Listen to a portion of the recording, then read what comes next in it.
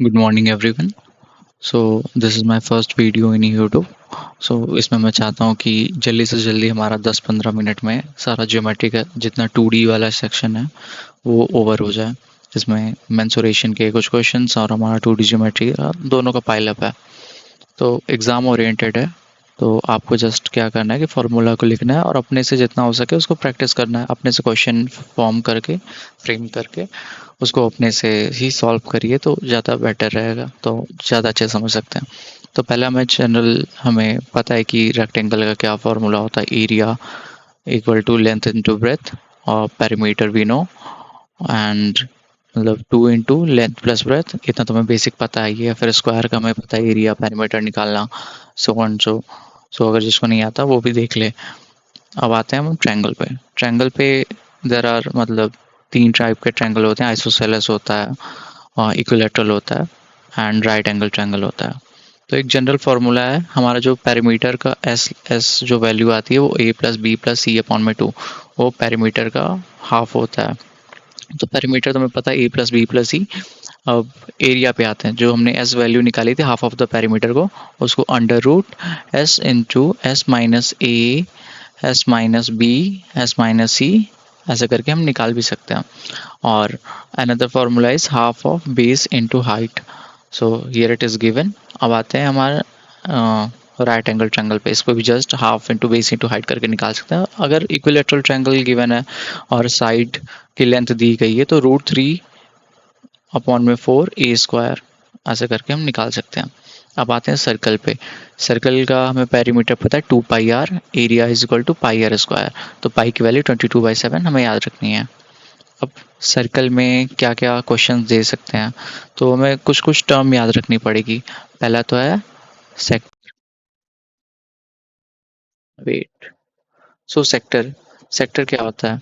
Sector we know, जो ये अगर हमारा सेंटर ऑफ सर्कल से अगर हम कोई पार्टिकुलर एंगल लेते हैं तो वो जितना एरिया कवर करता है उसे सेक्टर कहते हैं। अब सेगमेंट पे आते हैं। सेगमेंट क्या होता है? सेगमेंट जो एरिया, सेगमेंट, एक minute, shit wait, I don't know ये क्या हो रहा है। इसको सेलेक्ट कर देता हूँ। तो हम ही आगे आगे बढ़ते हैं। हम सेगमेंट का, सेगमेंट होता क्या है? तो पहले आते हैं हम, पहले टर्म्स देख लेते हैं। जो सेगमेंट दिया हुआ है सेक्टर है, सेक्टर में से ट्रायंगल को हटा दें तो वो सेगमेंट कहलाता है। उस दो पॉइंट जो है सेक्टर को, उसको ज्वाइन कर लें तो जो कर्व वाला सेक्शन है उसी को सेगमेंट कहेंगे। और जो रिमेनिंग है ट्रायंगल, अगर अगर इसको पूरा ले लें, अगर इसको पूरा ले लें तो ये पूरा हमारा सेक्टर हो जाएगा। अगर उसमें से जस्ट ये ट्रायंगल माइनस कर दें, एक मिनट, ये जो ट्रायंगल है इसको हटा दें इस पूरे सेक्टर में से, तो ये हमारा हो जाएगा सेगमेंट। अब आता है टेंजेंट पे। तो कोई भी सर्कल है, अगर उस पर कोई भी परपेंडिकुलर लाइन उसके रेडियस से परपेंडिकुलर होते हुए उसके एज को टच करते हुए कोई भी लाइन जाए तो उसे कहते हैं टेंजेंट। We know tangent. और जो ये सेगमेंट जो फॉर्म कर रहा था उसी को कॉर्ड भी कहेंगे। जो लाइन है, जो लाइन जो जा रही है ये लाइन, इसको कहेंगे कॉर्ड। अब सेकंड, अगर कोई भी लाइन, इनफाइनाइट लाइन पास कर रही है हमारे सर्कल से, उसको कहेंगे सेकंड। एरिया ऑफ सेक्टर, हाँ हमें पता है ये, we know what is sector. Sector में पता चल गया था, अगर कोई एंगल फॉर्म करता है तो वो जो एरिया रहता है उसको सेक्टर कहते हैं। उसको निकालने का फॉर्मूला हमारा है θ/360 × πr²। पैरामीटर ऑफ सेक्टर निकालने का फॉर्मूला क्या है? पैरामीटर ऑफ सेक्टर, जो हमारा सेक्टर है, see this sector, this one, this one is just the arc of length. ये जस्ट मतलब arc of the length of the arc है, ये बस इतना। और अगर इसमें से अगर ये दो जो रेडियस है आर प्लस आर, इसको भी ऐड कर लें तो पूरा पैरामीटर हो जाएगा। अगर जस्ट सिर्फ आर्क लेंथ निकालना है तो θ/360 × 2πr कर देंगे हमारा पैरामीटर। θ/360 into the parameter. और अगर उसमें अगर 2r, ये 2r अगर प्लस कर देंगे तो हमें पूरा जो ये सेक्टर है इसका पैरामीटर पता चल जाएगा। अगर जस्ट सिर्फ आर्क्स लेंथ पूछा हुआ है तो उसका फॉर्मूला गिवन है। अब आते हैं सेगमेंट पे। जैसे हमने पढ़ा था सेगमेंट क्या होता है, जस्ट ये वाला सेक्शन हमारा सेक्टर है, सेक्टर, और उसमें पॉइंट अगर ए है बी है, अगर वहाँ से एक सीधी लाइन ड्रॉ कर लें और जो उसमें से ट्रायंगल को माइनस करते हैं सेक्टर को, तो फिर वो जो गिवन फिगर होगा उसको कहेंगे सेगमेंट। अगर इसका निकालने का फॉर्मूला है area of sector minus area of triangle, तो एरिया ऑफ सेक्टर निकालने का फॉर्मूला हमारा ये रहा, थीटा अपॉन में 360 इंटू पाई आर स्क्वायर, ये तो हमें पता था। और अगर उसमें से एरिया ऑफ ट्रायंगल निकालते हैं तो हमेशा याद रखना जो साइन थीटा है, और ये जो थीटा की वैल्यू है वो ये वाली है, ये वाली है। अगर उसको फॉर्मूला अगर पूछा जाए, इस जो ट्रायंगल है इसको बस निकालना है, तो हमें सिर्फ ये फॉर्मूला अप्लाई कर देना है, half into R square into sine theta. ज़्यादा डिटेल में नहीं जाने का कोशिश करेंगे, हम जितना जल्दी हो सके उतना कवर करेंगे। तो जो आर है हमारा रेडियस है, तो एरिया ऑफ सेक्टर का हमें पता चल गया, एरिया ऑफ ट्रायंगल का पता चल गया, तो इन दोनों का जो डिफरेंस होगा वो ट्रायंगल का, अरे सॉरी, सेगमेंट का एरिया होगा। अब ट्रेपेजियम पे आते हैं। ट्रेपेजियम में होता क्या है, दो पैरेलल साइड्स होती हैं, जैसे इसमें ए है इसमें बी है, दो पैरेलल साइड्स गिवन है, और दो है ये और ये वाली साइड्स, ये पैरेलल नहीं है, तो उसको निकालने का, इसका एरिया निकालने का फॉर्मूला है सिंपल सा, half of sum into the parallel side into the height. तो जो पैरेलल साइड्स ऑलरेडी गिवन है, जैसे ए है बी है गिवन है, ये पैरेलल साइड है, तो उसको इनका सम कर देंगे और इसको हाइट से मल्टीप्लाई करके 2 से डिवाइड कर देंगे, तो हमारा ट्रेपेजियम ओवर हो गया। अब पैरेललोग्राम पे आते हैं। पैरेललोग्राम क्या होता है, जिसके भी दोनों साइड्स पैरेलल हो, मतलब ये वाली साइड्स, ये वाली साइड इससे पैरेलल हो और ये वाली साइड इससे पैरेलल हो, दो गिवन साइड्स पैरेलल हो एक दूसरे के, तो उसको कहेंगे पैरेललोग्राम। तो इसका सिंपल सा फॉर्मूला है बेस इनटू हाइट। बेस तो हमें पता चल गया ये वाला, और हाइट एक कोई भी परपेंडिकुलर ड्रॉ करेंगे वहां से, क्वेश्चन में गिवन होगा, नहीं तो कोई ना कोई हिंट दिया होगा, तो उन दोनों का अगर प्रोडक्ट निकालेंगे तो हमारा एरिया ऑफ पैरेललोग्राम आ जाएगा। हम आते हैं रोम्बस पे। रोम्बस क्या होता है, स्क्वायर ही होता है, बट स्क्वायर नहीं होता, एक तरीके से इसमें ये इंक्लाइंड रहता है, बट चारों साइड्स होती है वो इक्वल होती हैं। तो इसका सिंपल सा एरिया निकालने का फॉर्मूला है कि जो डायमीटर है, सॉरी डायमीटर बोल रहा हूँ, डायगोनल्स हैं उनका प्रोडक्ट करके उसका हाफ कर दें, तो हमारा आ जाएगा एरिया ऑफ रोम्बस। अब नेक्स्ट चलते हैं आगे। हेक्सागन। हेक्सागन हेक्सागन पे आते हैं जिसमें 6 इक्वल साइड्स होती हैं, हमारा हेक्सागन हो जाएगा। सॉरी फॉर माय फिगर, थोड़ा ज़्यादा गलत बन गया, हेक्सागनेट कुछ और बन गया। तो आते हैं इसका एरिया कैसे निकालते हैं।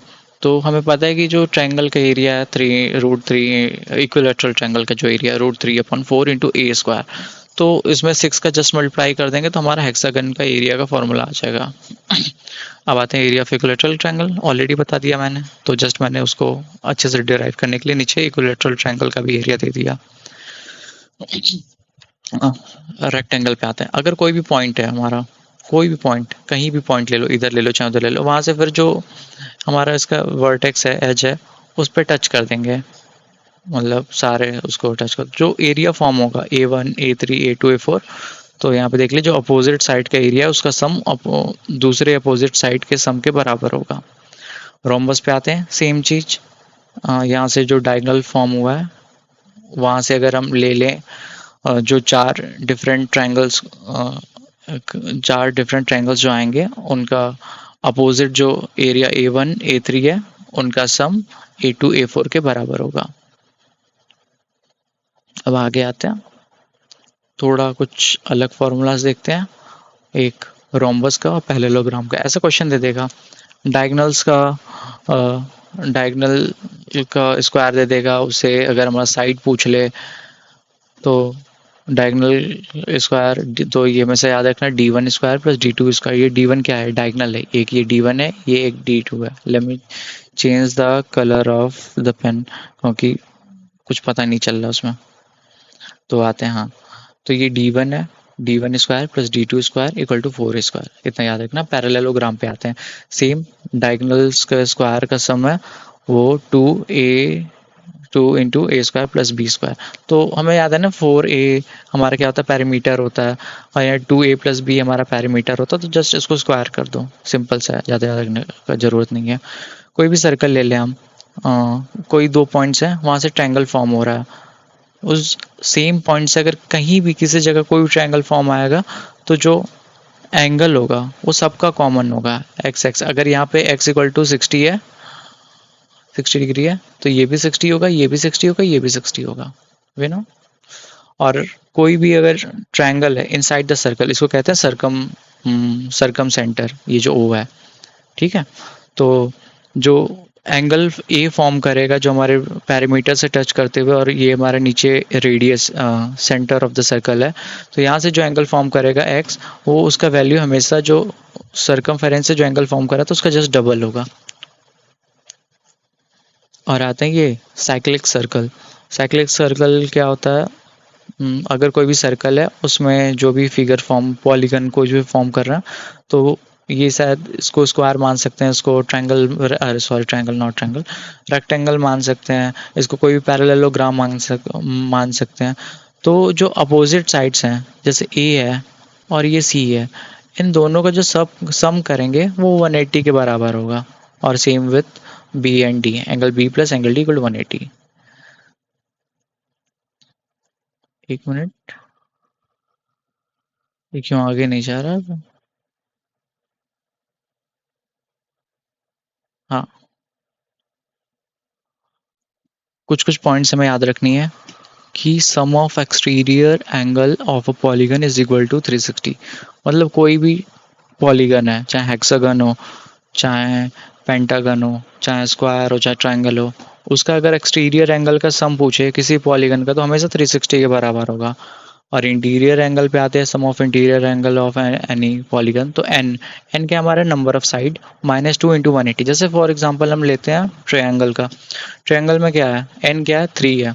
अगर सम ऑफ इंटीरियर एंगल पूछें तो 3 - 2 × 180, 180। वी नो कि जितने भी एंगल्स रहते हैं, इंटीरियर एंगल है तो ट्रायंगल, उनका सम 180 ही होता है।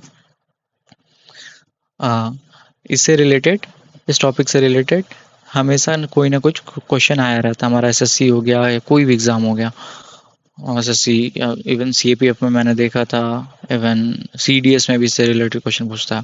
अगर कोई भी पॉइंट है, पॉइंट पी अगर इनसाइड द सर्कल है या आउटसाइड द सर्कल है, तो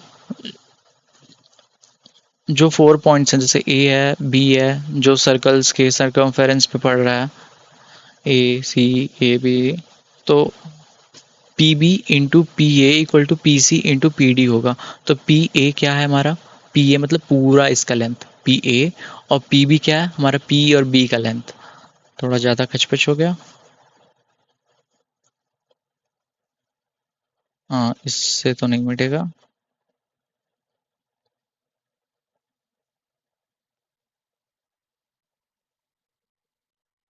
तो जो हमारा पी ए है, पी बी है, पी डी है, पी सी है, इन दोनों का प्रोडक्ट हमेशा P C into P D के प्रोडक्ट के बराबर होगा। और सेम, अगर सेम वो पॉइंट अगर सर्कल के अंदर है, तो पी ए हो गया हमारा, पी बी हो गया, इन दोनों का प्रोडक्ट हमेशा पी डी और पी सी के बराबर होगा।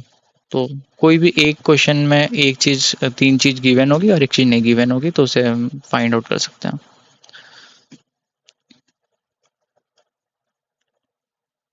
अब आते हैं, सेम क्वेश्चन ही है, बट यहाँ पे है कि यहाँ पे 2 पॉइंट्स नहीं है, एक हम जस्ट टेंजेंट ड्रॉ कर दिया है, तो एक ही पॉइंट है। तो ये भी सिंपल है, इसमें P T into P T, इसी को जस्ट 2 बार सम कर देंगे, 2 बार सॉरी प्रोडक्ट कर देंगे, तो पी टी स्क्वायर आ जाएगा, इसका प्रोडक्ट जो होगा इक्वल टू होगा P A into P B का।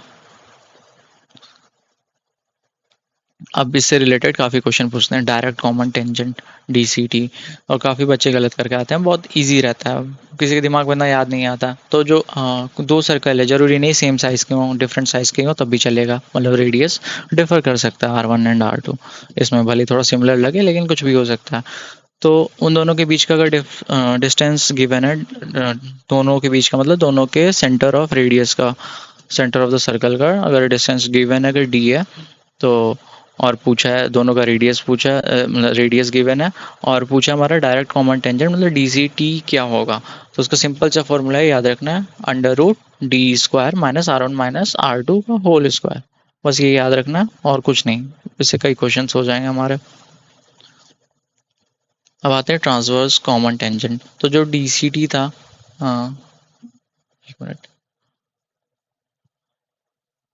जो डी सी टी था वो हमने देखा था एकदम टेंजेंट जो था वो डायगनली नहीं था, एक स्ट्रेट डायगनल गया हुआ था। बट इसमें क्या रहता है, जो हमारा टेंजेंट है वो डायगनली गया हुआ रहता है।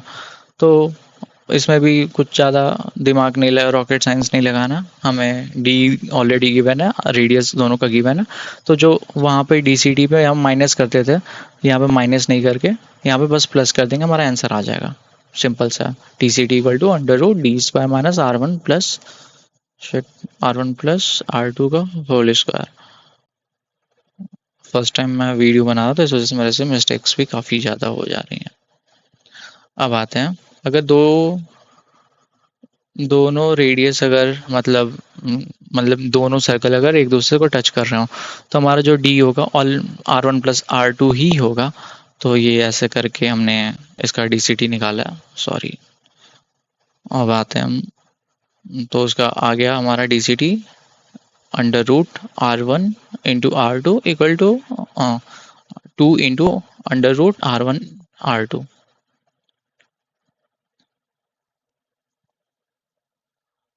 अगर क्वेश्चन में गिवन है कि दो सर्कल्स हैं और उन दोनों का सरकमफेरेंस जो है वो सेंटर ऑफ सर्कल से दोनों के एक दूसरे के टच कर रहा है। तो हमारा जो ये ए है बी है, इसका लेंथ अगर पूछ ले तो क्या होगा, तो सिंपल सा फॉर्मूला याद रखना है, √3 × R। ये क्वेश्चन एक बार मैंने देखा था, एक दो बार मैंने एसएससी वगैरह में पूछा था कि एक ट्रायंगल गिवन है, अगर सेम अगर कोई एक परपेंडिकुलर तो नहीं, या कुछ भी ड्रॉ कर सकते हैं वहाँ से, कोई भी एंगल बाइसेक्टर या एंगल कैसे भी कट कर रहा है, अगर वो डिवाइड कर रहा है बेस को 3:2 में या 3:1 में, तो जो एरिया होगा इस सेक्शन का वो सेम रेशियो में होगा जो बेस का लेंथ का रेशियो है। जैसे यहाँ पे 3:1 में हमारा बेस को कट करा, तो हमारा एरिया भी 3A आया। इसका 3A होगा, इसका A होगा। That's all for today. हमने काफ़ी कुछ कवर कर लिया, and thank you so much. अगर वीडियो अच्छी लगे तो लाइक करें और सब्सक्राइब करें, और ऐसी और भी वीडियो चाहिए तो जस्ट कमेंट।